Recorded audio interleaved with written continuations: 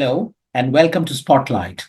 In this episode, we focus on President Donald Trump and the new world order that is emerging under his current spell of office. To discuss all this with us, we have the veteran journalist and author, Apratim Mukarji.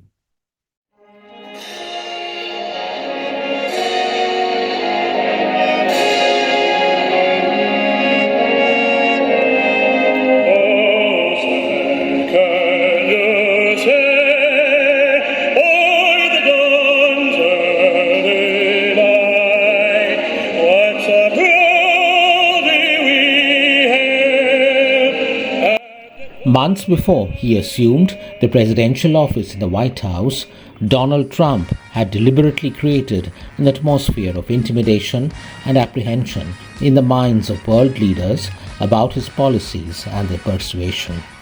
I, Donald John Trump, do solemnly swear that I will faithfully execute the office of President of the United States. the office of President of the United States. True to his words, immediately after his swearing in on January 20th, 2025, Donald Trump issued a plethora of presidential orders justifying global fears and suspicions.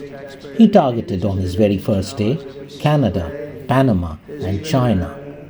Being essentially a businessman, Donald Trump plans to revive industry in the US, and one of his weapons is a reciprocal tariff.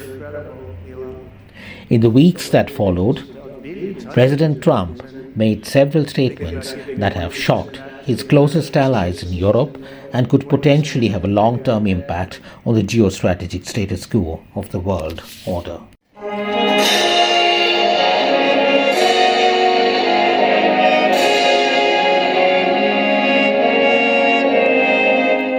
Mr. Mukherjee, you are most welcome to our show. You are coming to our show again.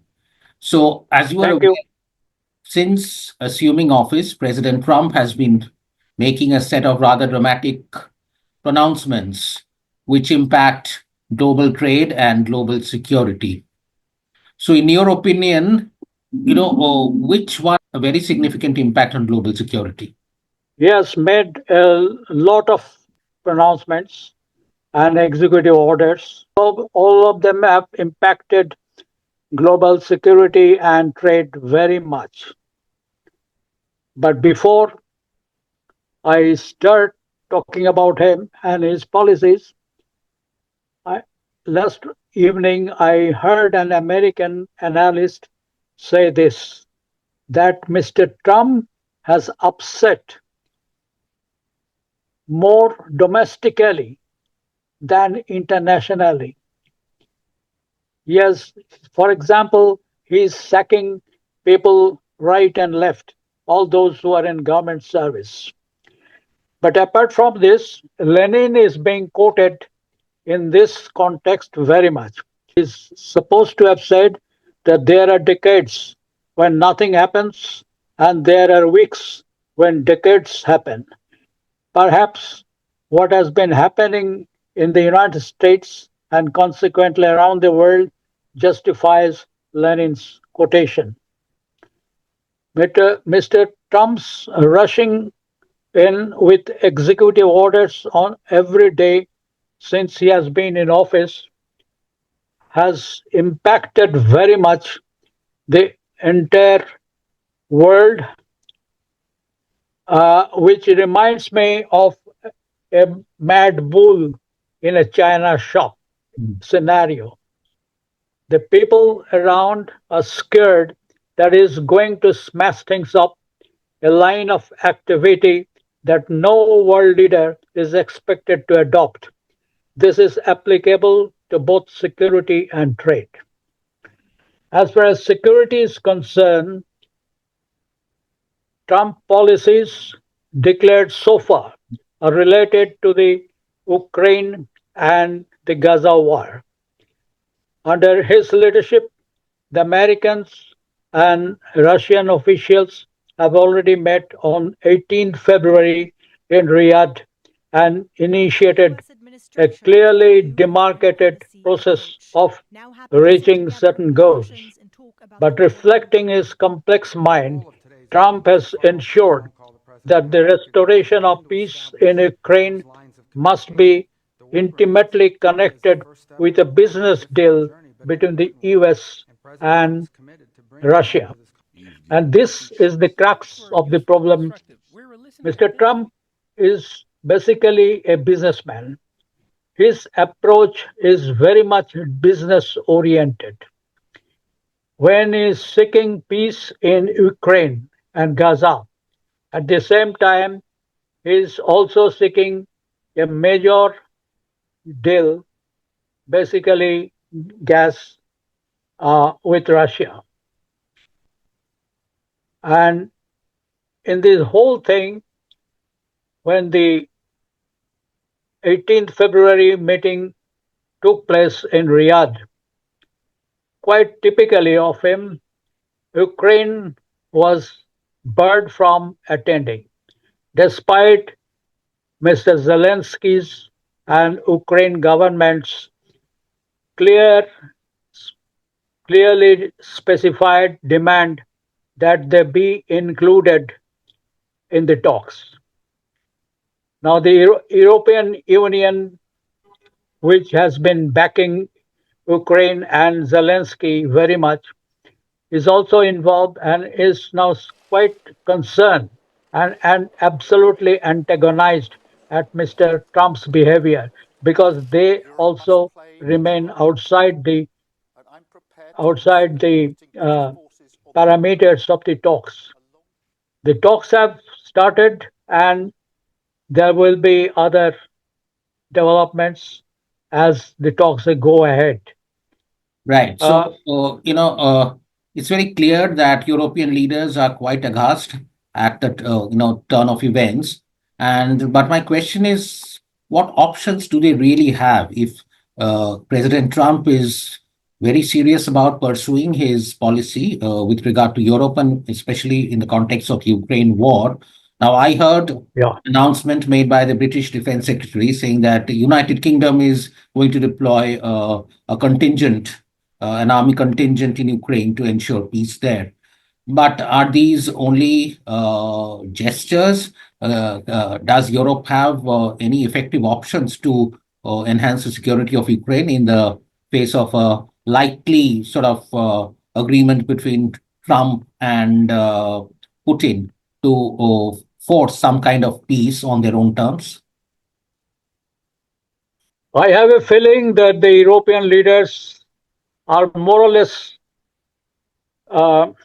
or less, they have given way to Mr. Trump to do whatever he wants to do. They know they do not have any option, despite their angry words and all that. That they will definitely do. There's no doubt they will fall in step with Mr. Trump's policies and whatever actions he takes. There's little doubt about it. Now, as far as Russia is concerned, Russia has said that nothing further has been determined so far. The Riyadh meeting has taken place, and after that, there has been no progress. But obviously, Russia is biding its time because it feels that it's going to win all the way as long as Mr. Trump is there. Mr. Trump is more interested in his business deals with Russia, not only for himself, but also for his country, basically for the American oil companies. And so Russia stays absolutely calm and cool. It's only the European leaders who are fretting about. But they also know that they don't have any option. As far as China is concerned, uh, Russia and America getting together possibly conveys a future threat. But Mr. Trump has also said that he is very keen to meet Mr. Xi Jinping.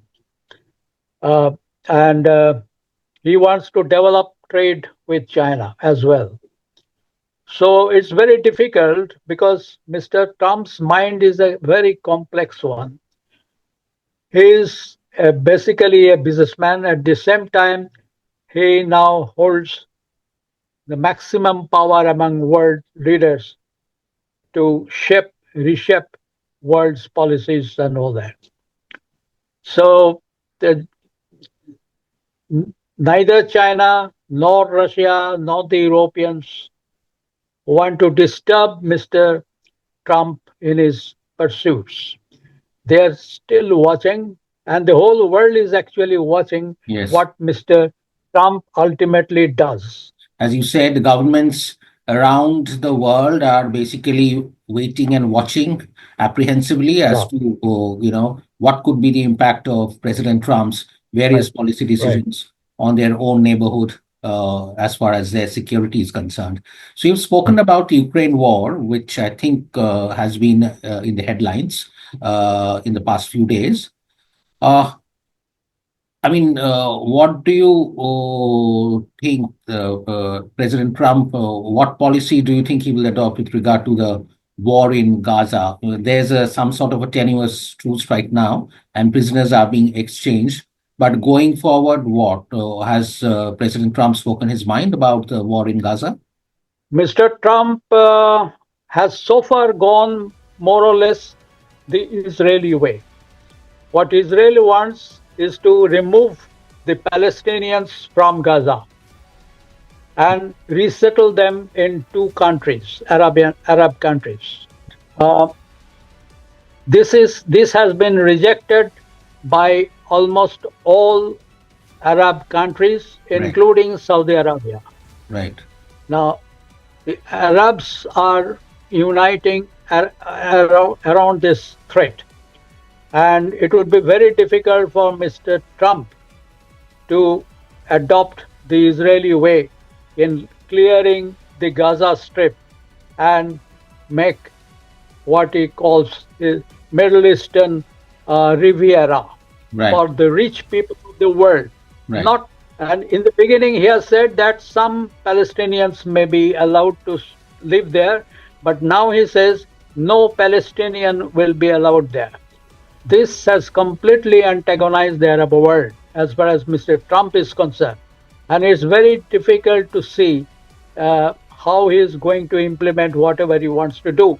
But he right, is not in a hurry as far as Gaza is concerned, right, because there his interest will lie in the real uh, uh, uh, in the property sector, unlike real in estate. Ukraine, Right, where his goal is much easier to achieve, right. to reach, that is gas and all that.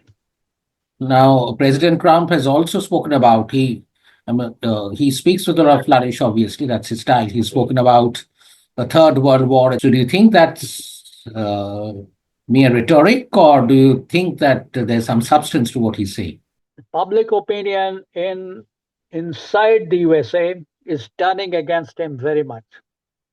And one of the points on which the people are disagreeing with the president is this third world threat. It's very difficult to see how how a world war will ultimately emerge from whatever he is doing. Hmm. He certainly doesn't want to be equated with Hitler or people like that.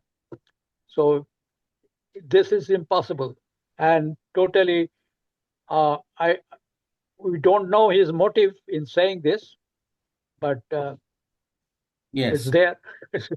Yeah, but since you spoke about Hitler, what comes to mind is the dramatic statements that Vice President Vance made at the Munich Security Conference. And he kind of chided openly the European leaders for for the so-called suppression of the voices of the far right. And with the German election results just, a few days away, where the far right seems to be very well placed, I think one needs to watch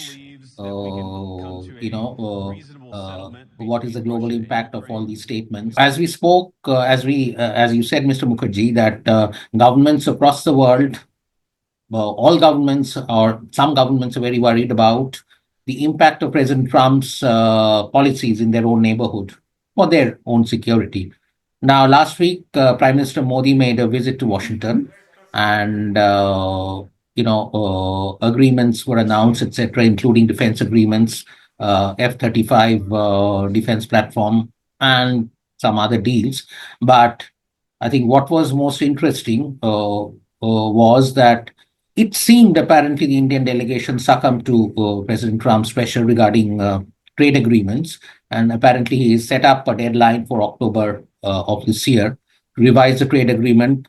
Otherwise, he will revert to his threat of the tit for tat tariff policy, etc. This has had an impact on the Indian markets so far. But overall, as far as India is concerned, uh, what do you think will be the impact of a Trump presidency, both in terms of business and in terms of our regional security events in our neighborhood, etc.?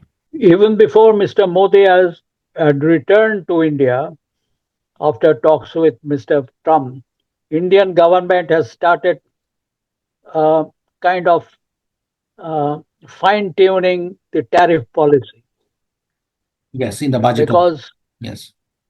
yeah, yeah, because Mr. Trump says that India has the highest tariff rates in the world, and this cannot be tolerated anymore.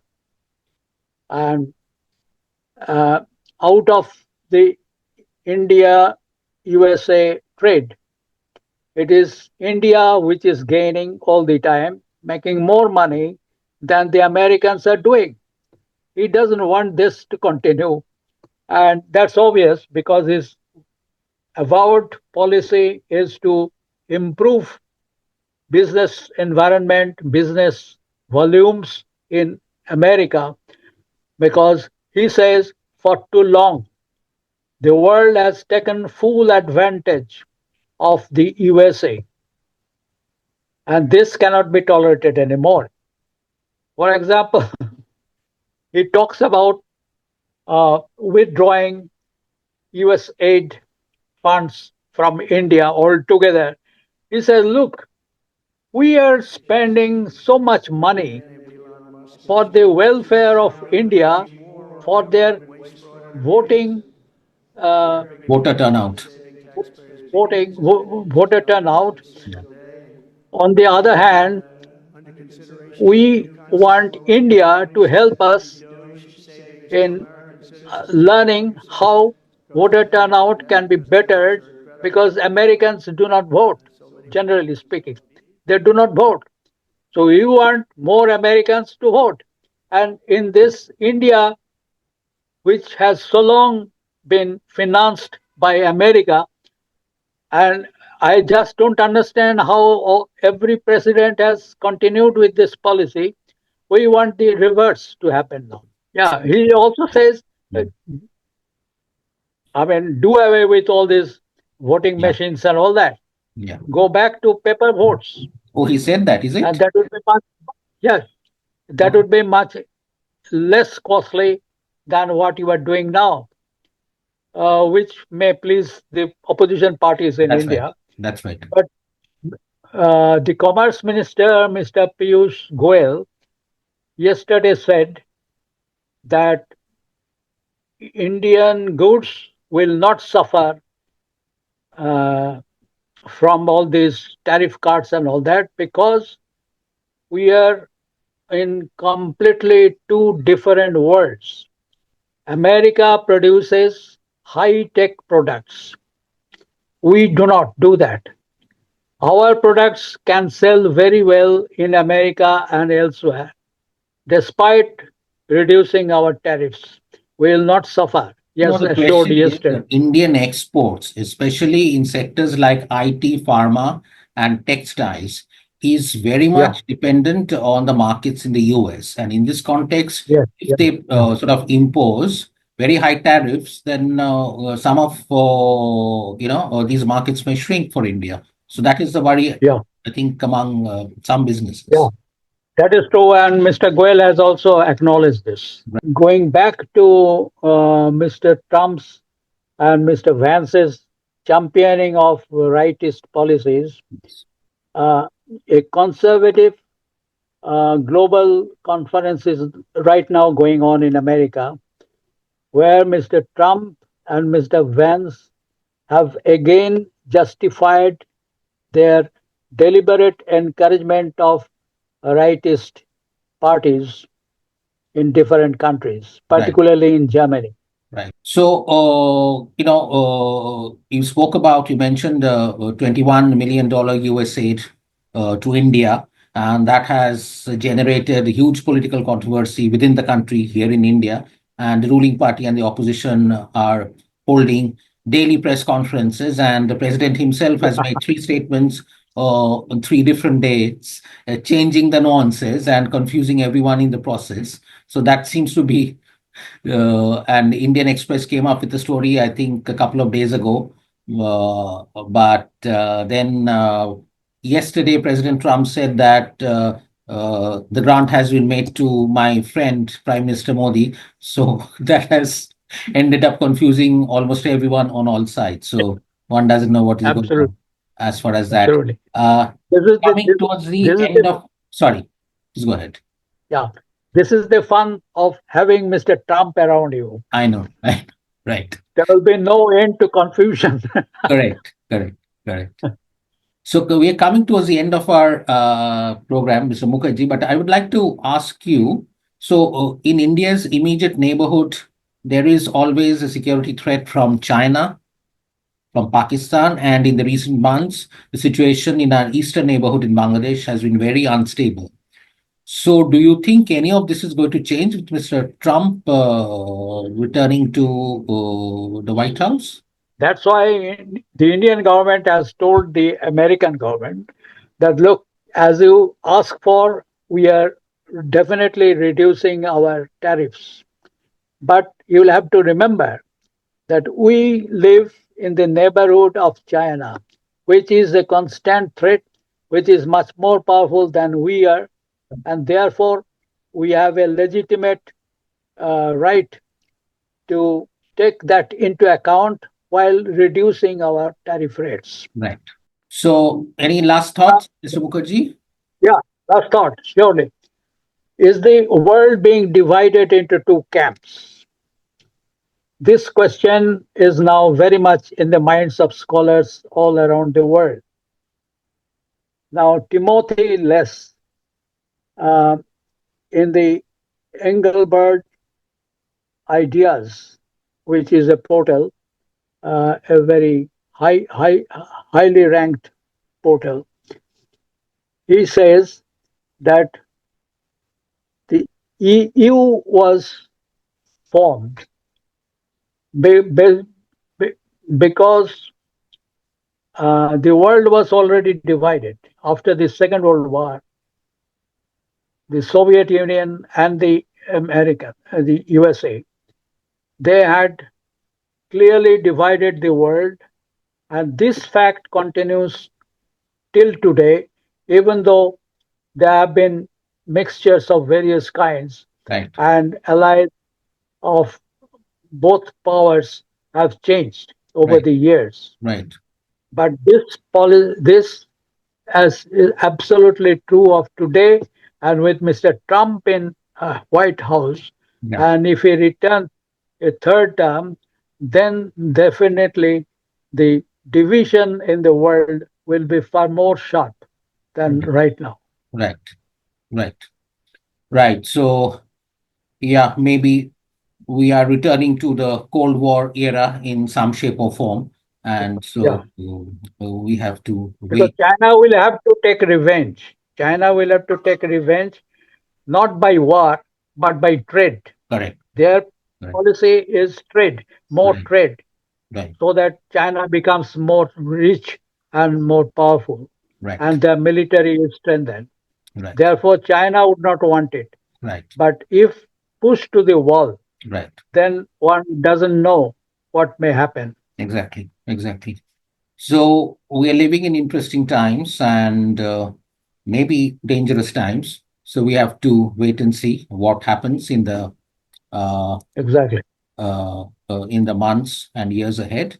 But many thanks for spending this time with us, Mr. Mukherjee, and sharing your valuable perspectives. Thank you very much.